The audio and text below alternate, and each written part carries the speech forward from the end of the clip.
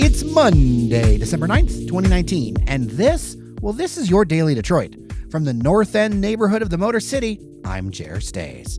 On today's show, the city of Detroit promises what they call sweeping changes to their embattled animal care and control division. We'll dive in. Expanded internet sales tax requirements look to be closer to reality in Michigan. Detroit darling brand Shinola is laying off more employees and outsourcing work. A legendary former Detroit Tiger doesn't make it into the Hall of Fame. And a longtime baker in downtown Royal Oak has passed on. There's much more, so let's get started.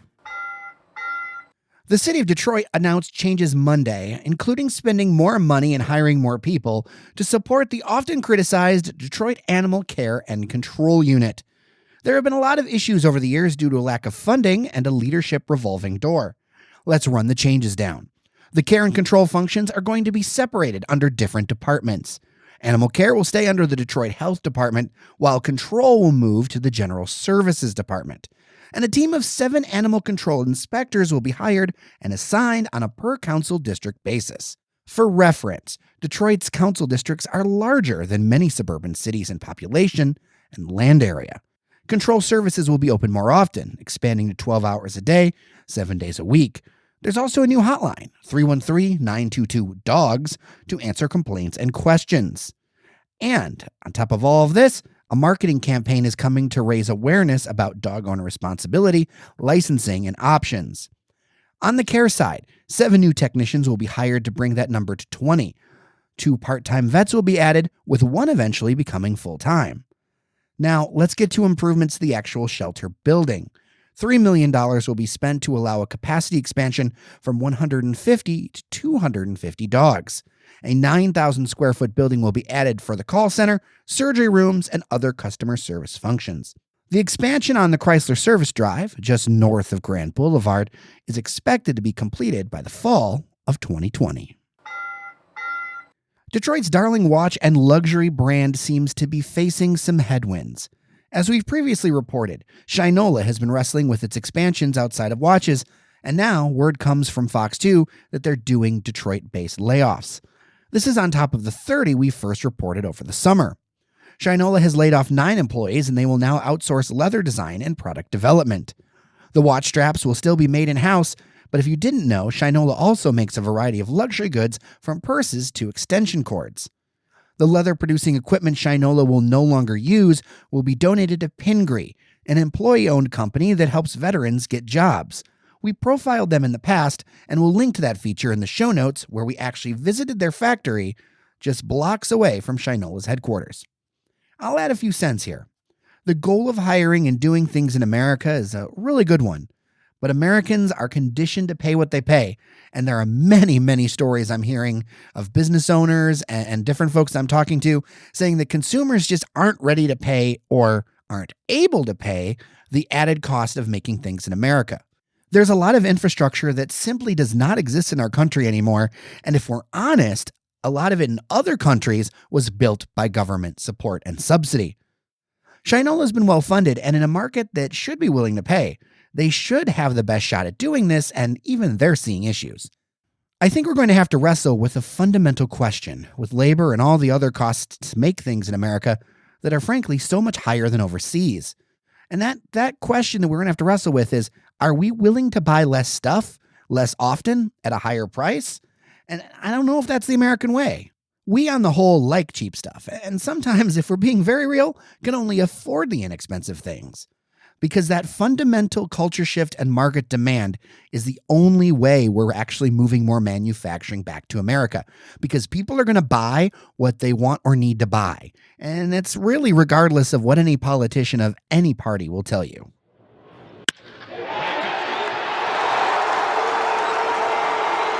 Tiger fans don't just have the disappointment of their latest season.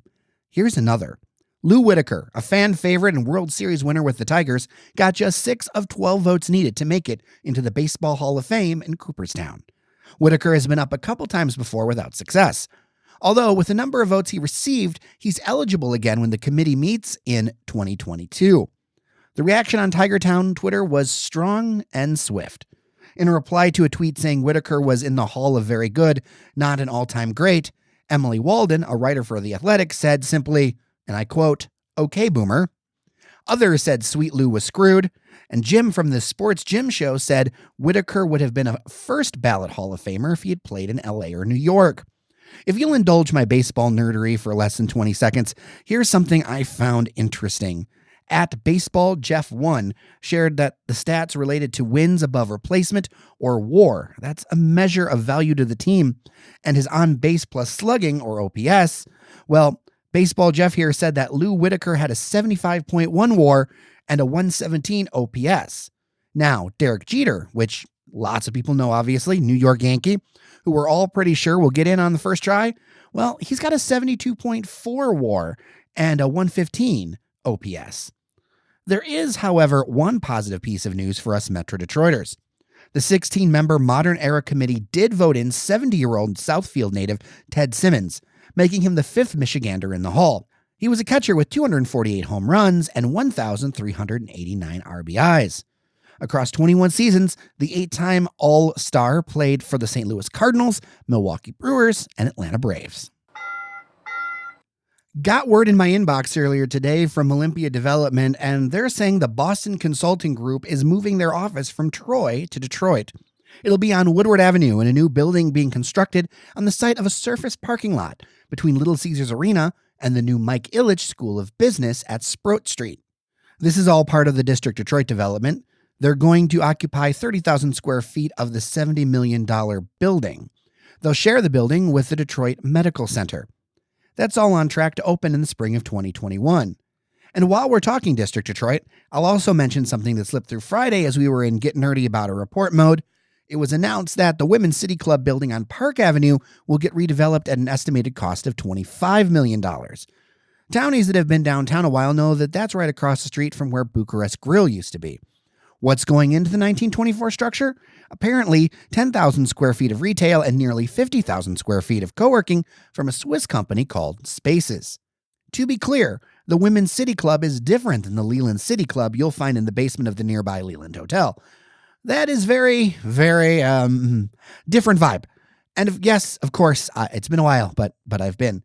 We will be watching to see how these developments actually unfold. The Rencen has been trying to find its retail identity, being the home of General Motors, the offices of Blue Cross Blue Shield, and some other businesses.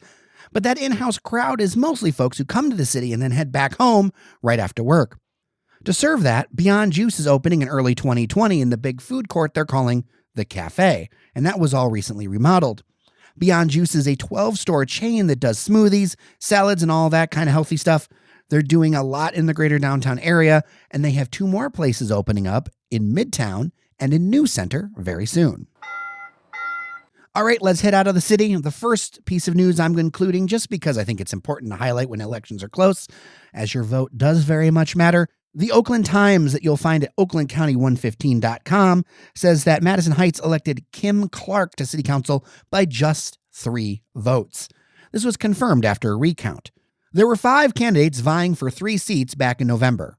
The 3 winners were Emily Rohrbach, Robert Corbett, and then Clark. In Royal Oak, a long-standing member of the downtown community has passed on, and his bakery will be closed for the foreseeable future.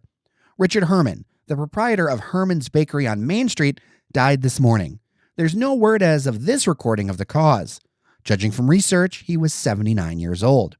Hermann got into the business when he was a child, working under his father. After a time in the Navy, Richard returned to work the bakery again in 1963. All of this is according to newspaper clippings from the Royal Oak Tribune. It's possible the Hermann Bakery building is the oldest standing in downtown Royal Oak, dating back to 1902. Apparently, it's been a bakery since 1916. The oven, still used today, was installed in the 1940s after World War II. Rest in peace, and thanks for the sweets, Richard. Internet sales tax collections are on a fast track to happen right here in Michigan. Gongwer says last week the Senate passed legislation to make this happen. As a retailer, you will have to comply if you sell at least $100,000 of goods or conduct 200 or more retail transactions in Michigan. It's expected this would raise millions in revenue, and the measure passed the Senate unanimously with no debate and is headed to Governor Gretchen Whitmer's desk. If you're driving on I-94 this week in Michigan, Indiana, Illinois, or, well, if you must, Ohio, look out for more state highway patrol cars. Eyes on I-94 is a program aimed at lowering the number of commercial crashes along the busy corridor. It'll run starting today through Friday, and the idea is to focus on commercial vehicle violations that could lead to accidents. So what are the troopers looking for? The state police say improper passing, speeding, improper lane use, distracted driving, and following too closely.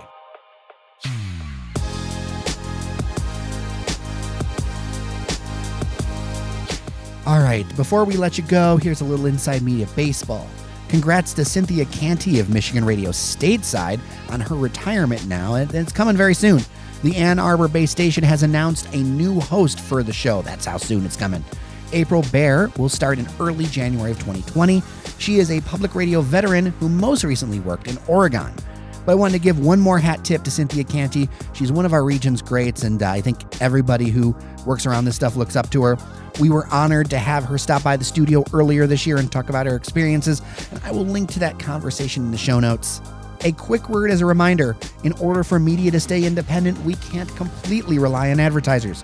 Community funding matters, and you can join cool people like Seth, Wendy, and many Daves, all the Daves.